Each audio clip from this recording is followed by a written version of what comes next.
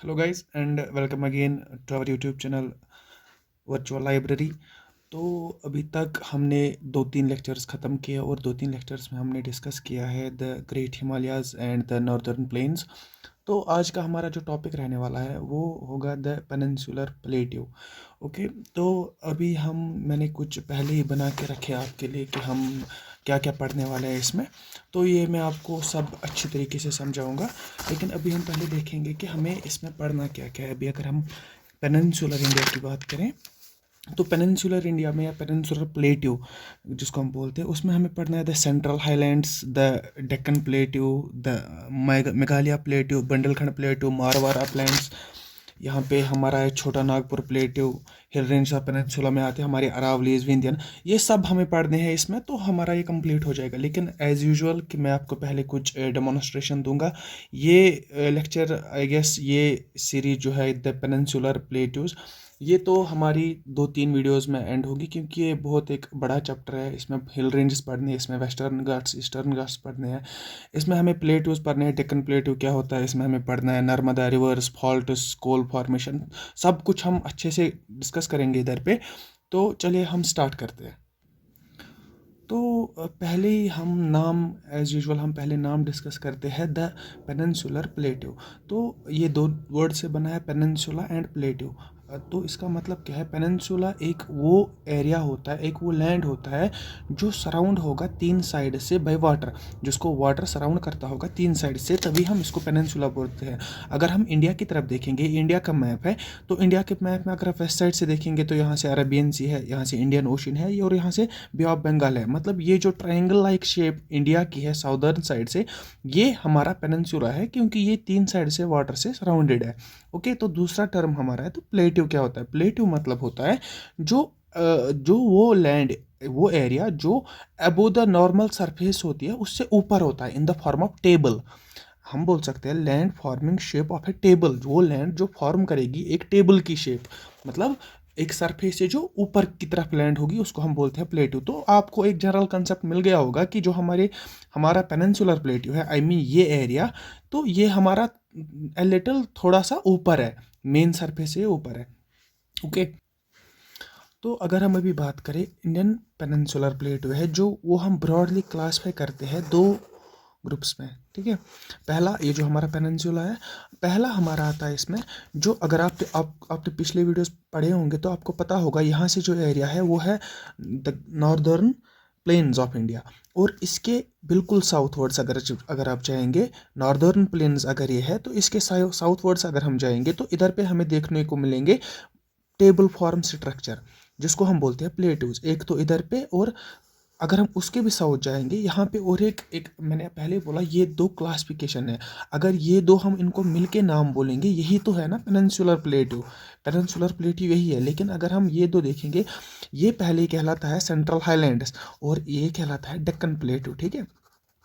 Deccan plateau and central highland. So हम बोल सकते हैं कि पेनिनसुलर प्लेट्यू को डिवाइड किया हुआ है दो पार्ट्स पे। अपर वाला जो पार्ट है बिल्कुल southern to the northern plains of India, उसको हम बोलते हैं सेंट्रल हाईलैंड्स। और अगर हम उसके साउदर्न में जाएंगे उसको हम बोलते हैं Deccan plateau. And at the end central highlands plus Deccan plateau forms the peninsular plateau of India. Okay. और अभी हम देखेंगे कि हमारे पेनिनसुलर प्लेट्यू में आता क्या क्या है, हमें पढ़ना क्या क्या है, और कौन सा वो फैक्टर है, कौन सी वो चीज़ें हैं जो डिवाइड करती है डेक्कन प्लेट्यू को सेंट्रल हाईलैंड्स के साथ। ओके। अभी हम अगर यहाँ पे आप देखोगे, मैंने एक छोटा सा मिनी मैप बनाया है, यहाँ पे हम पढ़ेंगे। देखो, ये सेंट्रल हाईलैंड्स है और ये डेक्कन प्लेट्यू है। सेंट्रल हाईलैंड्स में यूजुअली मेनली जो काउंट होती है वो है अरावलीज। और ये इसकी साउदर्न बाउंड्री अगर की हम बात करें, नर्मदा एक रिवर है। नर्मदा एक वेस्ट फ्लोइंग रिवर है। यूजुअली इंडिया में हर एक रिवर ईस्ट फ्लोइंग रिवर है, क्योंकि आपको अगर पता होगा, ये अगर इंडिया है हमारा, ये थोड़ा सा ईस्टर्न टिल्टेड है, इतना नहीं, थोड़ा सा ईस्टर्न टिल्टेड है। तो उसकी वजह से जो भी रिवर्स हमारे इंडिया में है वो सारे के सारे ईस्ट फ्लोइंग है। लेकिन एक्सेप्ट फ्यू, उसमें से एक नर्मदा आती है जो कि वेस्ट फ्लोइंग रिवर है। ये अपना ड्रेनेज जो नर्मदा है, ये यहाँ पे एक गुल्फ ऑफ कच्छ इस जगह को नाम बोलते हैं। ये गुल्फ ऑफ कच्छ में ये अपनी ड्रेनेज डालते हैं वाटर उधर पे छोड़ते हैं, ठीक है। तो यही एक वो लैंडमार्क है नर्मदा, वो एक लैंडमार्क है जो हमें डिवाइड करते हैं सेंट्रल हाईलैंड्स और डेक्कन प्लेट्यू को। फिर हम अगर देखेंगे सेंट्रल हाईलैंड्स की बाउंड्री क्या क्या है, डेक्कन प्लेट्यू की बाउंड्री क्या क्या है, तो वो सब हम अभी पूरे अच्छे से डिस्कस करेंगे। उससे पहले हम फॉर्मेशन पढ़ेंगे, प्लेट्यूज बने कैसे थे, ठीक है। इधर पे अगर मैं फॉर्मेशन की बात करूं तो फॉर्मेशन में मैंने आपको पहले ही बताया था, जब ये वर्ल्ड पहले एग्जिस्ट करता था, ये एक सिंगल एक लैंड मास था, उस लैंड मास का नाम था पैंगिया, और एक सराउंडेड बाय था एक सी के, उस सी का नाम है पैंथालासी, ओके। तो उसके बाद क्या हुआ, कुछ टाइम बाद जो पैंगिया जो एक सिंगल लैंड मास था वो डिवाइड हो गया दो पार्ट्स में। इस तरह से अगर ये पैंगिया है तो पैंगिया को दो हिस्से हो गए, एक हो गया नॉर्दर्न साइड, दूसरा हो गया साउदर्न साइड। तो अगर नॉर्दर्न साइड को हम उसको नाम है अंगारा लैंड, और साउदर्न साइड को नाम पड़ा गोंडवाना लैंड, ठीक है। अभी ये हमने सारा कुछ डिस्कस किया, अभी मैं एक रफली आपको बता रहा हूँ कि हुआ क्या। फिर क्या हुआ, गोंडवाना लैंड जो है हमारा इंडिया इसी से ऑरिजिनेट हुआ है, क्योंकि इंडिया अगर आप पहले देखेंगे वो इंडो ऑस्ट्रेलिया एक कॉन्टिनेंट बना था। इधर पे कुछ कॉन्टिनेंट्स की फॉर्मेशन हो गई। कॉन्टिनेंट्स की फॉर्मेशन कैसे हो गई, देखो गोंडवाना लैंड अब फर्दर डिवाइड हो गया। अब तो हम अंगारा के साथ कुछ नहीं है, क्योंकि हमें अपने इंडिया के साथ गर्ज है ना। गोंडवाना लैंड फिर से डिवाइड हो गया और इसके कुछ कंटिनेंट्स अलग अलग हो गए, जैसे कि south America, Africa, Indo Australia और एंटार्क्टिका। अगर आप पहले देखेंगे तो ये सारे जो कॉन्टिनेंट्स थे ये बिलोंग करते थे एक ही एक लैंड मास को, उस लैंड मास का नाम था गोंडवाना लैंड मास, और उसी से निकले हमारे ये वाले कंटिनेंट्स। फिर तो क्या हुआ, ये जो पहले एक बॉडी बनी थी, चार कंटिनेंट्स इसमें से निकले। हमें गर्ज है इंडो ऑस्ट्रेलिया कंटिनेंट से, क्योंकि इंडिया ऑरिजिनेट हो गया इसी से। फिर क्या हुआ, इंडो ऑस्ट्रेलिया कंटिनेंट फिर से सब डिवाइड हो गया दो पार्ट्स में, एक बना इसका इंडियन प्लेट और दूसरा बना हमारा ऑस्ट्रेलियन प्लेट। लेकिन इधर पे क्या हुआ, ये इंटरेस्टिंग है, इंडियन प्लेट जो है उसने नॉर्थवर्ड मूवमेंट स्टार्ट की। मतलब कि अगर इसको दो हिस्से हो गए तो यहां से अगर आप देखेंगे इंडिया ऊपर की तरफ चला गया और ऑस्ट्रेलिया नीचे की तरफ आ गया। तो हम बोलते हैं कि इंडियन प्लेट ने नॉर्थवर्ड मूवमेंट स्टार्ट की, तभी वो जाके यूरोशियन प्लेट के साथ टकराया, और इधर पे जो ऑस्ट्रेलियन प्लेट था वो साउथवर्ड मूवमेंट लेके साउथवर्ड गया। तो ठीक है, अभी आपको आई होप कि ये सारा कुछ समझ आ गया होगा कि कैसे पार्टीशन हो गया और कैसे ये मूवमेंट स्टार्ट हो गई। एंड जस्ट आफ्टर, जैसे कि इंडियन प्लेट ने मूवमेंट की, नॉर्थवर्ड मूवमेंट स्टार्ट की, तो नॉर्थवर्ड मूवमेंट की वजह से ये यूरेशियन प्लेट के साथ टकराया, और यूरेशियन प्लेट के साथ जब टकराया आपको पता हो गया वहाँ पे फॉर्मेशन हो गई द ग्रेट हिमालयाज की। और अब ये जो इंटर कॉन्टिनेंटल कोल्यूजन था, इसमें एक कंप्रेसिव फोर्स डेवलप हो गया। कंप्रेसिव फोर्स कब डेवलप होता है, मतलब कि अगर कोई चीज़ है इससे दूसरी चीज़ टकराती है तो इधर पे जो कोल्यूजन होता है, उस कोल्यूजन वो पुश जो आता है उस फोर्स को बोलते हैं कंप्रेसिव फोर्स, जो वो एक चीज़ को कंप्रेस करे या जिसमें दोनों चीज़ें कंप्रेस हो जाए, उस फोर्स को बोलते हैं कंप्रेसिव फोर्स। तो वही एक कंप्रेसिव फोर्स यहाँ पे डेवलप हो गया, और उसी की वजह से, उसी कंप्रेसिव फोर्स की वजह से हमारे हिमालयाज ऑरिजिनेट हो गए। तो लेकिन उसके बाद क्या हुआ, इफेक्ट क्या हुआ, जो कंप्रेसिव फोर्स था उसका इफेक्ट क्या हुआ, उसका इफेक्ट इस तरह हुआ कि जैसे ही यहाँ पे लिटिल अर्थक्वेक आता है ना, वॉल्केनो निकलता है, उससे हमारा पूरा ना इंडिया शेक हो जाता है। अब आप सोचिए कि पूरा जब एक लैंड मास दूसरे लैंड मास के साथ टकराएगा तो तब क्या हुआ होता, तब हो गया ये कि पूरे इंडिया में फॉल्ट्स पड़ गए। फॉल्ट्स मतलब क्रैक्स, पूरे इंडिया में क्रैक्स पड़ गए, जगह जगह पे क्या क्रैक्स पड़ गए। और लेटर ऑन क्या हुआ, जब वाटर आया, जब इंडिया में वाटर पैदा क्या हुआ, देखो रेन्स हो गए, ग्लेशियर्स मेल्ट हो गए हिमालय से, ये जो सारा वाटर है ये नीचे की तरफ आया। उसके बाद और जो इधर पे सीज वगैरह बने थे, जो इंटरनल बॉडीज थी इंडिया में, इंटरनल वाटर बॉडीज थी, वो ड्रेन आउट होना स्टार्ट हो गई। और वो ड्रेन आउट कहाँ से हुई, उन्हीं फॉल्ट्स, उन्हीं क्रैक्स की वजह से उन्होंने अपना पाथ बना लिया। देखो यहाँ पे अगर मैं ये मेजर फॉल्ट्स की बात करूँ जहाँ से अभी कुछ रिवर्स हमारी गुजरती है, पहले तो है दामोदर, दूसरा महानदी, गोदावरी, कृष्णा, कावेरी, ये सब आप पढ़ोगे रिवर सिस्टम में। लेकिन अभी मैं बस आपको बता रहा हूँ कि वहाँ से ही क्यों निकले ये रिवर्स, पाथवे वहाँ से ही क्यों बना, क्योंकि ये एक फॉल्ट बने थे, ये कुछ फॉल्ट्स बने थे, बहुत सारे फॉल्ट्स ऐसे बने थे, ये मेजर फॉल्ट्स है, ठीक है। और इन फॉल्ट्स की वजह से आगे क्या हुआ, तो इन फॉल्ट्स की वजह से क्या हुआ, देखो अगर एक जगह पे फॉल्ट आ गया ना, फॉल्ट एक बहुत डेप्थ में होता है ना, और बहुत वाइड होता है, एक लिटिल क्रैक नहीं होता है, ये बहुत वाइड होता है और बहुत डेप्थ होता है। क्या हुआ, देखो जब ये मान के चलो एक फॉल्ट आ गया, फॉल्ट जब आ गया ये अंदर की तरफ, इस तरह अंदर की तरफ ये फॉल्ट आ गया, तो जो इस साइड और इस साइड पे जो हमारे फॉरेस्ट्स थे वो सबमर्ज हो गए, वो इन्हीं क्रैक्स में सबमर्ज हो गए, ठीक है। तो सबमर्ज होने से क्या हुआ, उसके बाद ऊपर से पानी आ गया या ऊपर से और लैंड आ गई, जिसकी वजह से वो जो सारे फॉरेस्ट्स वो दब गए अंदर, वो उसी फॉल्ट्स में दब गए। तो उसकी वजह से क्या हुआ, तो कुछ मिलियंस ऑफ ईयर्स के बाद, अराउंड 170 200 मिलियंस ईयर्स के बाद क्या हुआ कि डिकम्पोजिशन उस टाइम तक डिकम्पोज होते रहे। यही जो क्रैक्स में जो फॉरेस्ट सबमर्ज हो गए थे, उन्हीं फॉरेस्ट्स की डिकम्पोजिशन स्टार्ट हो गई थी, और उस डिकम्पोजिशन की वजह से हमारे coal, natural gas and petroleum का फॉर्मेशन हुआ था। कि मतलब ये थी formation, coal, natural gas and petroleum कैसे बना। अब डिपेंड करता है, देखो अब आप बोलोगे एक जगह पे अगर कोल बना तो नेचुरल गैस क्यों नहीं बना या पेट्रोलियम क्यों नहीं बना। इनकी एक एक डेफिनेशन मैं इस तरह दूंगा। देखो, जब एक क्रैक पैदा हुआ, फॉल्ट पैदा हुआ, फॉरेस्ट सबमर्ज हो गए, उसके बाद उस फॉरेस्ट पे जहां पे वो लैंड एरिया था उस पे प्रेशर आ गया, ऊपर वाली जमीन का प्रेशर आ गया, चाहे वाटर का प्रेशर हो, चाहे जो ऊपर से और जमीन आ गई उसका प्रेशर जब बढ़ गया, तो उस प्रेशर की वजह से द इंटेंसिटी ऑफ प्रेशर कितनी थी, उस पर प्रेशर की इंटेंसिटी कितनी थी, वो इंटेंसिटी डिफाइन करता है कि वहां फॉर्मेशन क्या होगी, वो ट्रांसफार्म, वो फॉरेस्ट जो सबमर्ज हो गए थे वो किस में सबमर्ज हो जाएंगे। अगर मान के चलो कुछ हद तक, मैं रेफरेंस लेता हूं, कुछ हद तक प्रेशर आ गया तो कम प्रेशर आ गया, ठीक है, ये मैं मान के चलता हूं कि ये कम प्रेशर आ गया, ये नीचे से फॉरेस्ट सबमर्ज हो गई। जब इस पर कम प्रेशर आ गया तो कम प्रेशर होने की वजह से ये जो फॉरेस्ट है ये ट्रांसफार्म हो गई कोल में। लेकिन अब अगर मैं प्रेशर बढ़ाऊं, अगर किसी जगह पे प्रेशर ज्यादा हुआ, जिस जगह पे प्रेशर ज्यादा हुआ उस जगह पे पेट्रोलियम बना, और जिस जगह पे इंडेफिनेट ना खतरनाक, इन दोनों से भी ज्यादा इंटेंसिटी वाला प्रेशर डेवलप हो गया, इसी एरिया पे प्रेशर ज्यादा और ज्यादा डेवलप हो गया, तो उधर पे हमारा नेचुरल गैस फॉर्म हो गया। ओके, और जब ये प्रेशर डेवलप हो गया तो इसी प्रेशर डेवलप होने की वजह से हम यहाँ पे अभी बता रहे हैं कि जो दामोदर है हमारी, जो इधर पे क्रैक पड़ा था, इधर भी फॉरेस्ट सबमर्ज हो गए थे, इसको हम, इस दामोदर को हम बोलते हैं, this is the I am sorry, this is the mineral belt of India, कि इसमें मिनरल्स बहुत ज़्यादा क्वांटिटी में पाए जाते हैं। और वन मोर थिंग मैं आपको बताना चाहूँगा, दामोदर वैली को हम बोलते हैं the Ruhr of India. Ruhr of India क्या है, देखो, रूहर एक ऐसी जगह है, वो जर्मनी में पड़ती है। हाँ, जर्मनी में एक जगह है रूहर, जो कि one of the greatest coal fields है। ओके, दुनिया में सबसे ज़्यादा कोल निकाला जाता है, वही जर्मनी में एक जगह है, उसका नाम है रूहर। रूहर से निकाला जाता है हाईएस्ट क्वांटिटी में कोल दुनिया में। लेकिन अगर इंडिया की बात करें, दामोदर वैली को हम बोलते हैं that Damodar is the Ruhr of India. क्यों? क्योंकि ये मिनरल बेल्ट है, यहाँ पे बहुत ज्यादा कोल देखने को हमें मिलेगा।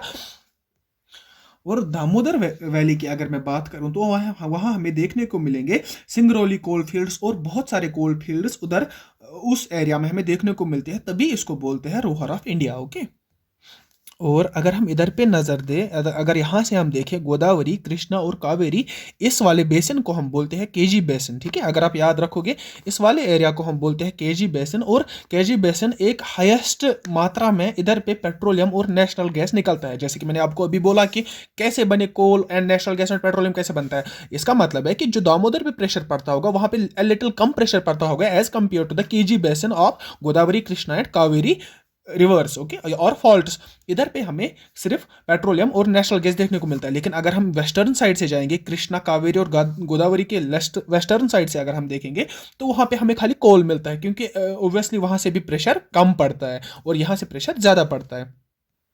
और मेरे ख्याल से मुझे लगता है ये आज का इंट्रोडक्शन काफ़ी था, क्योंकि ये अगर मैं कंटिन्यू करूँगा तो मतलब रुकना नहीं है, फिर तो कंटिन्यू ही करना पड़ेगा, और ये 10-20 मिनट का और बन जाएगा तो वीडियो ज़्यादा लंबी हो जाएगी और फिर इंटरेस्ट भी ख़त्म हो जाता है। लेकिन अभी मैं आपको बोलूँ, एक जनरल आइडिया मैं फिर से दूँ आपको। जो पेनिनसुला है, जो पेनिनसुलर प्लेट्यू है, पेनिनसुलर प्लेट्यू को दो पार्ट्स में डिवाइड किया गया है, the central highlands and the Deccan plateau. The central highlands Narmada के नॉर्दर्न साइड से और डेक्कन प्लेट्यू नर्मदा के साउदर्न साइड से। कल हम पढ़ेंगे सेंट्रल हाईलैंड्स की बाउंड्रीज, अगर अरावली रेंज इधर से है, दामोदर, ये सब चीज़ें हम कल पढ़ेंगे। यहाँ से वेस्टर्न घाट्स, ईस्टर्न घाट्स, ये सब चीज़ें हम कल पढ़ेंगे।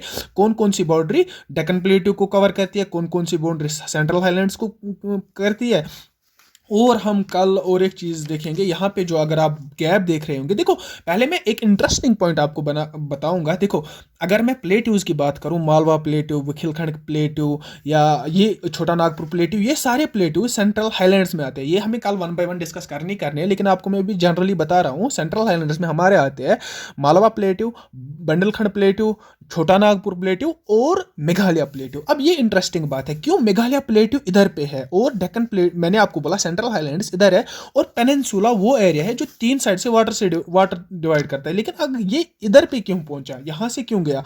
अगर मेघालय प्लेट्यू इधर है तो वो तो पेनिनसुलर इंडिया का पार्ट नहीं हुआ ना। देखिए क्या हुआ है, ये बहुत टाइम पहले की बात है। ड्यूरिंग द फॉर्मेशन, जब इंडिया चल रहा था यूरेशियन प्लेट के साथ उस टाइम पे जब टकराया, उस टाइम पे जो फॉल्ट हुआ, जब फॉल्ट्स बने, मैंने आपको अभी बताया फॉल्ट्स कैसे बने। फॉल्ट जब बने तो इधर पे एक फॉल्ट बन गया, और इस फॉल्ट को हम नाम देते हैं Malda gap. Okay, Malda gap क्या है? ये सिंपली एक फॉल्ट बन गया। पेनिनसुलर, ये जो मेघालय था, मेघालयन प्लेटू पहले पेनिनसुलर प्लेटू का ही हिस्सा था, और आज भी इसको कंसिडर किया जाता है कि ये पेनिनसुलर प्लेटू का ही हिस्सा है। लेकिन अब ये फॉल्ट बनने की वजह से ये थोड़ा सा सेपरेट हो गया, इधर पे एक गैप बन गई जिसको हम बोलते हैं गारो राजमहल गैप और मालदा गैप।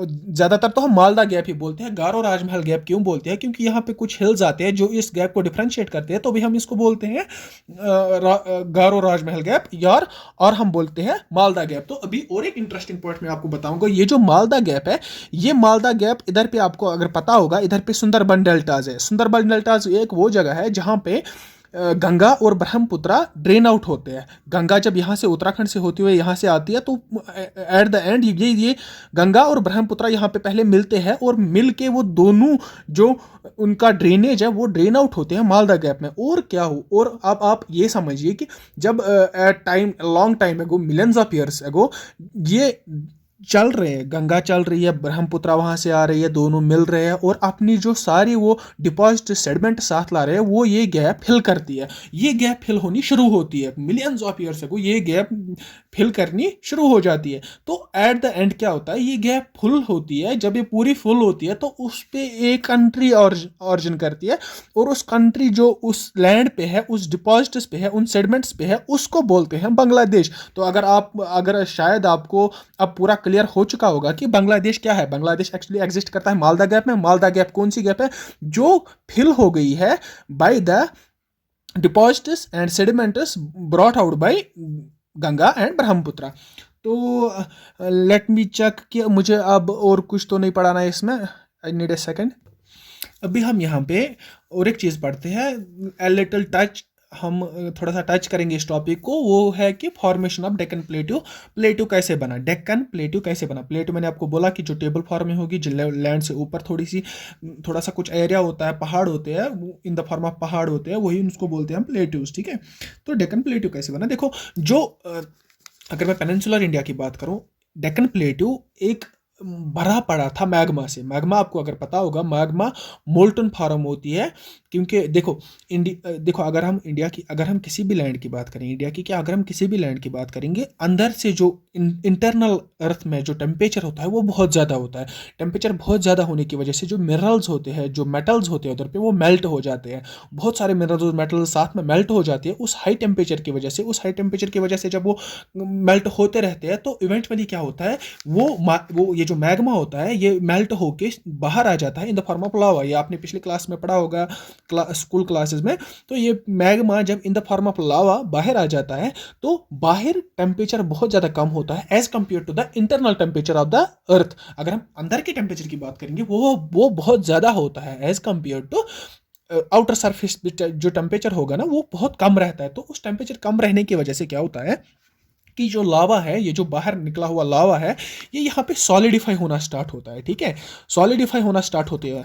जब ये सॉलिडिफाई होता है, जब ये लावा सॉलिडिफाई होता है, तो ये बन जाता है, ये रॉक्स की फॉर्म में बन जाता है, और उन रॉक्स को हम बोलते हैं इग्निशियस रॉक्स। तो अगर अब आपको ये पता चल गया कि ये जो डेक्कन प्लेट्यू है, ये फॉर्म हुआ है by the action of magma which came out in the form of lava, and the lava then solidified due to the low temperature on the surface of the earth and gave rise to the igneous rocks. तो usually mainly Deccan plateau जो है वो igneous rocks का बना है। तो ये थोड़ा सा टच था आज के लेक्चर का। कल हम अच्छे से डिस्कस करेंगे। कल हम पहले माउंटेन रेंजेस पढ़ेंगे, उसके बाद हम पढ़ेंगे बाउंड्रीज पढ़ेंगे और अच्छे से सारी चीज़ें पीक्स वीक्स सब क्लियर करेंगे।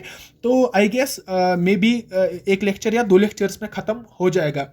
कोशिश करेंगे कल एक लेक्चर में ख़त्म करेंगे, तो क्योंकि वीडियो थोड़ी सी शॉर्ट ही बनानी है, लेंथी हो जाता है ज़्यादा, क्योंकि JKSSB तो इतना पूछेगा नहीं। लेकिन अगर ये जो कुछ इंटरेस्टिंग फैक्ट्स है अगर आप ये याद रखोगे तो ज़्यादा बेटर रहता है, क्योंकि आपको थिंग्स जो है ना, जो भी चीज़ें हैं उन पे एक क्लियर व्यू रहता है, कोई भी मिसकंसेप्शन नहीं रहता है। और मैं वही चाहता हूँ। और उसके बाद हम अपनी जनरल नॉलेज बाय अरिहंट, इस पे जो पॉइंट्स लिखे होंगे प्लेटोज पे, तो वो भी कवर करेंगे। चलो फिर हम कल ही मिलते हैं। Goodbye, take care.